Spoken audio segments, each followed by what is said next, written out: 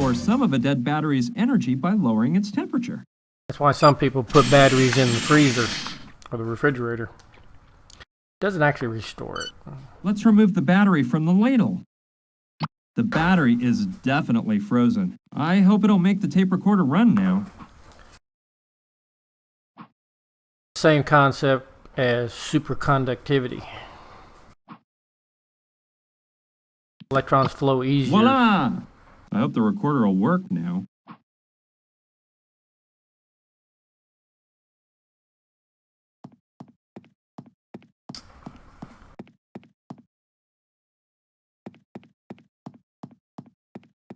I hope the battery lasts long enough.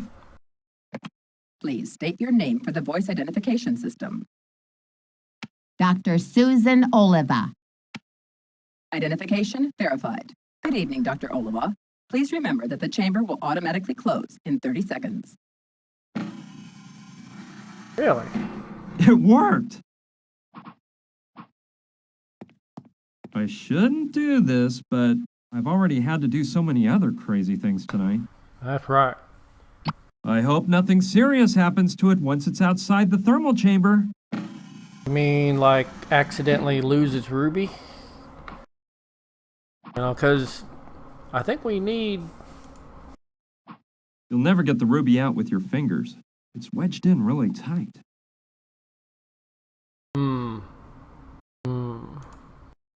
Good idea. Maybe I can use it to get the ruby out. Cool! It worked!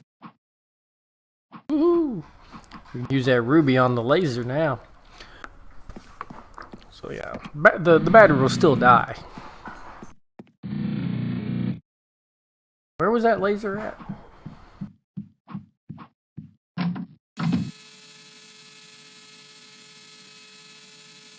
Okay. To the laser, put the ruby on the laser. Lime in the coconut. Let's see if I can put this one in place of the one that's already there. Fantastic! I think this will make the laser beam much more powerful. Now I'll wait for the doctor to come and use the laser.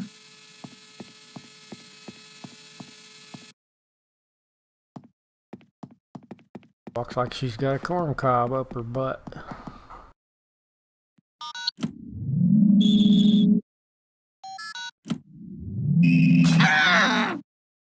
It worked! My heart goes out to the good doctor, but there was nothing else I could do. I need an iced mocha now. Huh.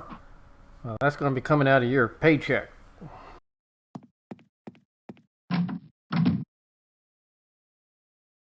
Okay.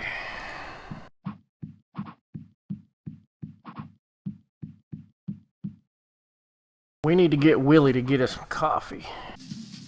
Hi, Willie. Hey man, how's it going? How's it hanging?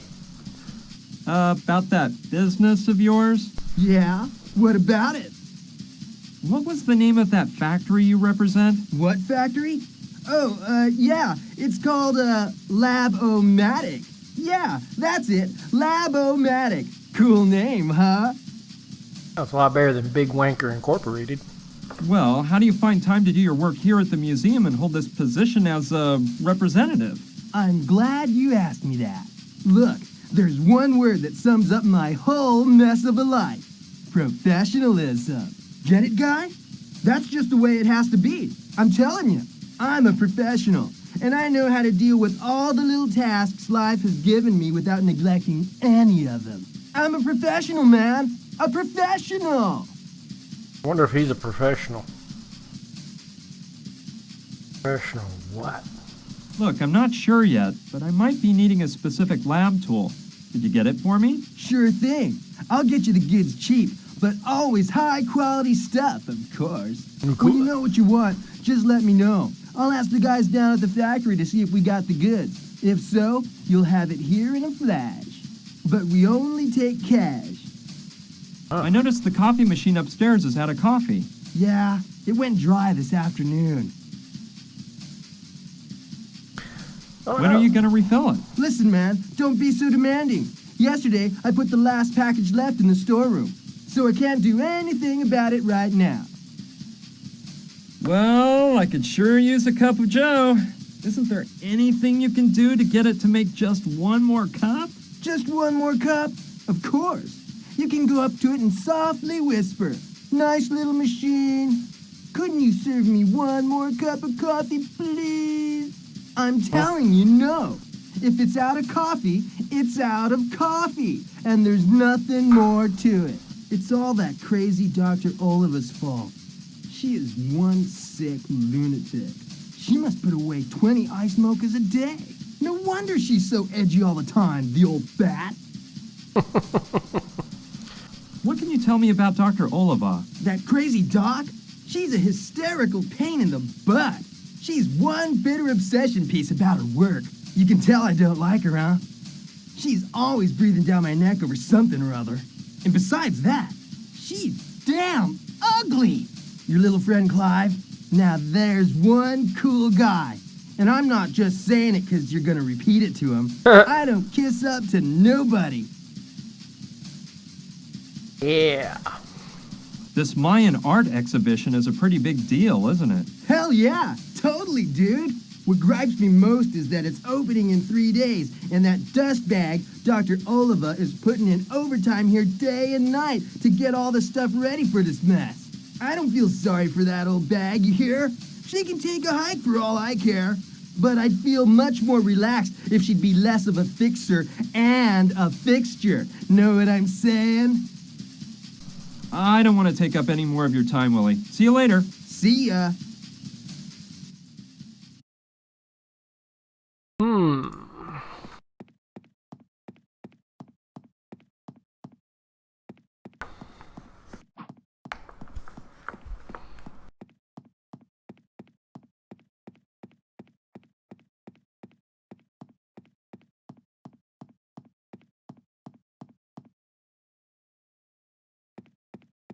Statue. It's a human figure dressed as a king with some kind of bowls at his feet. I guess those objects represent the offerings the Maya made to their kings and gods. It's impossible to move. Hey, that bowl there has something that looks a lot like coffee in it. Ooh. I'm grabbing it. Yeah. Maybe I can use this to make Dr. Oliva some coffee. I'm clueless, but something tells me this must have been some sort of altar or a sacred part of the Mayan culture. Just amazing. From the little I know, Mayan civilization has always been shrouded in mystery and superstition. They've even been linked with extraterrestrials. I guess it's some Mayan god.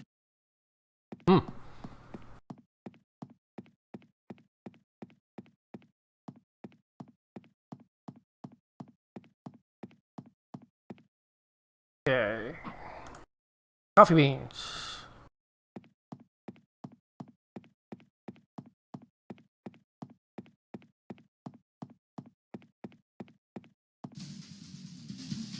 Willie, here's some coffee so you can refill the machine upstairs. I don't know, dude. That doesn't look like coffee to me. Anyway, those are coffee beans, and that stupid machine ain't gonna work with nothing but coffee that's all ground up, man.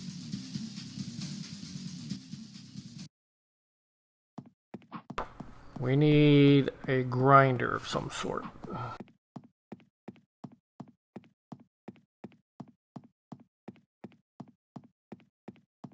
Could use a laser and explode them.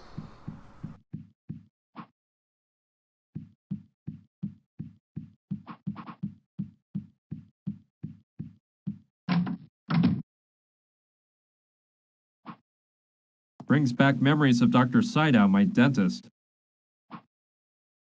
You can't. It's attached to the table with a wire.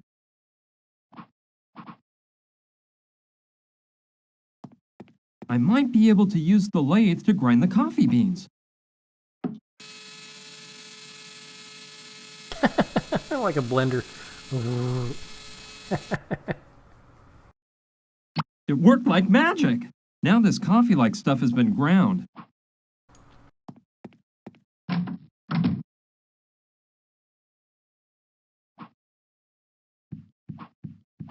Entries have stopped for the giveaway. You can no longer enter. I only do that so that it reminds me to actually do the raffle. Alright, so now we got the ground coffee beans. Alright, Willie, do your magic. Good job. Willie, here's some coffee so you can refill the machine upstairs. Dude, are you sure this crud is coffee? Yeah, of course it's good coffee. I buy it in bulk. No, man, I'll pass. It's not that I don't trust you, dude, but I don't want any trouble. I'd rather use the Java I normally pick up for the machine, in case I get busted. Are you implying that Ark wasn't real? What? Talking about Ark Survival, the video game, or Noah's Ark on top of Mount Ararat?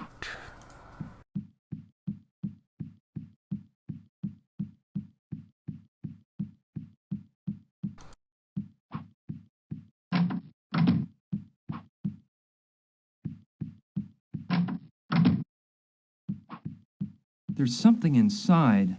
Let's take a look. It's an empty package of coffee. All right, it may be just what I need.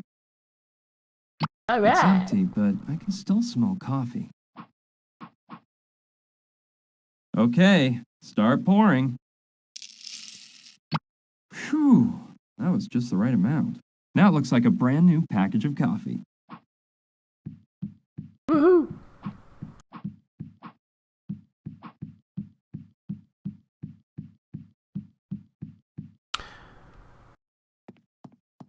Nothing like these pixel hunting games having you look everywhere for clues.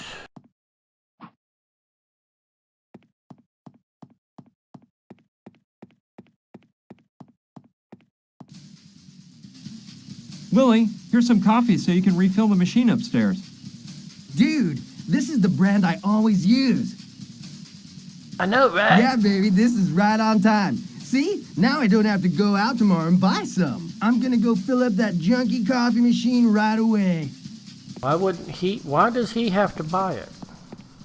This Willie guy is an unusual character. Well, let's see if I can finally take this rich aromatic coffee to the doctor. I'll just wait one little moment so Willie has time to refill the machine. Okay, let's go. Let's go.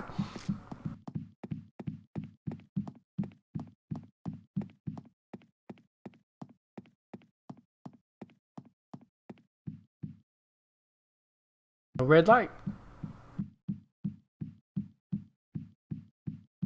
It's working now. The red light is off. I just said that. Okay, I'll just get one.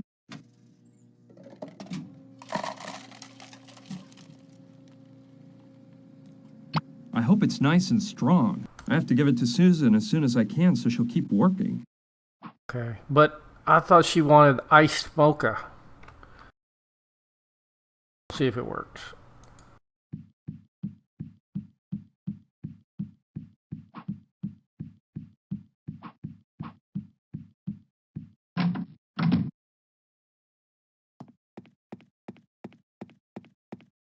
That piece of crap coffee machine had to run out of coffee today, didn't it? Here, doctor, have some coffee. It'll make you feel better. Now, that's better, isn't it? Come on, you can start working again now that you've calmed down. We wouldn't want the Mayan exhibition to be canceled because you didn't finish your work, would we now? Of course not. I'll get to work immediately, and no one's gonna stop me this time, not even the feds. What? Not even the feds? Munchkin Bob, I see you haven't grown much in the past few years. If it ain't Gustav, my one-eyed pal. It looks like the eye they ripped out of you hasn't grown back either. Careful, Bob. Don't tempt me. Let's just get down to business. They're still in that dumb museum, right? That's right. The car hasn't moved from the lot. We can wait here until they come out and grab them. Without the car, they could have escaped in some other direction. Nah, I won't run the risk of having them get away again. Let's go after them. You wait here, Bob, and watch to see if the cops show up. Okay, Gustav, whatever you say. Well, I had to leave the doctor alone so she could pay full attention to restoring the crucifix. But it's been a while now, and being as enthused as she was after drinking that coffee, I'm sure the crucifix is all finished. So, I'm going in. Man, it looks like the doctor is completely out of it. But I see she managed to finish restoring the crucifix. Excellent. Yay. It certainly needed polishing. Looks like new. This is interesting. Now I'm sure we can find out where it came from and what it's for. I better go to the lab right away and use the scanner to check out the crucifix. Off to the analysis lab.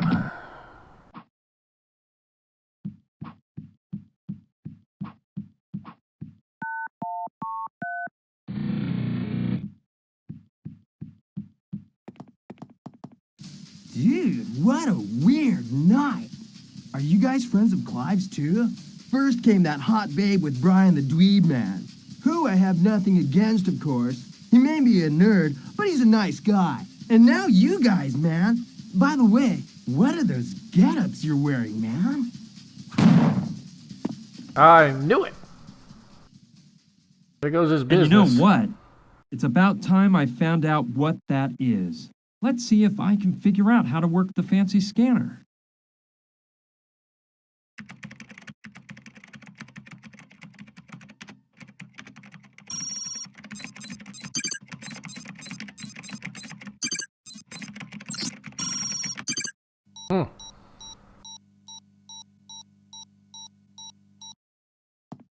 So, the crucifix is of Hopi origin. The Hopi are a Native American tribe that lives in Arizona. Great. That is an important piece of information, but I'm starting to understand this whole story less and less. The materials that the crucifix is made of aren't valuable at all. And even though it's probably of some historical value, it'd never be worth killing people over. There must be something else behind the story of this crucifix. Brian, quick, follow me. It's Gina. She's in danger. I'm sorry, Brian. No! You told me you wouldn't hurt me if I handed it over to you. No! As you can imagine, this is when things got really out of control. Luckily, those guys were interested in knowing what we'd found out. Otherwise, I doubt they'd have let us live.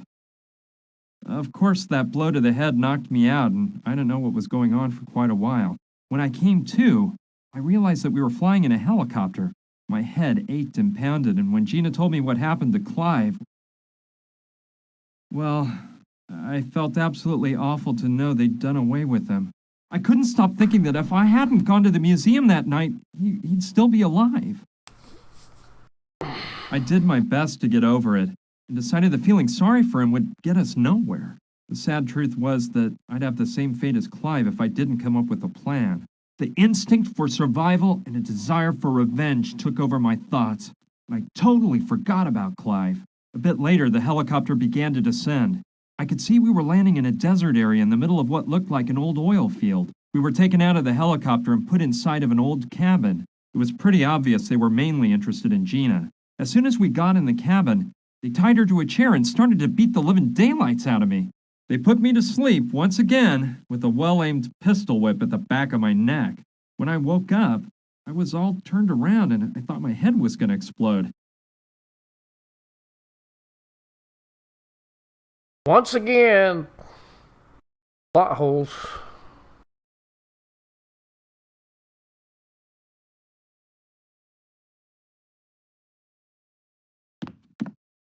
Ouch! Oh, my aching head. Those wretched thugs smacked me up good. I swear these insane murderers are gonna pay for this. On top of it all, they stole everything I had on me. My wallet, my car keys, my piece of amber. Everything. I'll try to get my stuff back. But the first thing I've got to do is find out what they've done with Gina and try to get out of this huge mess in one piece.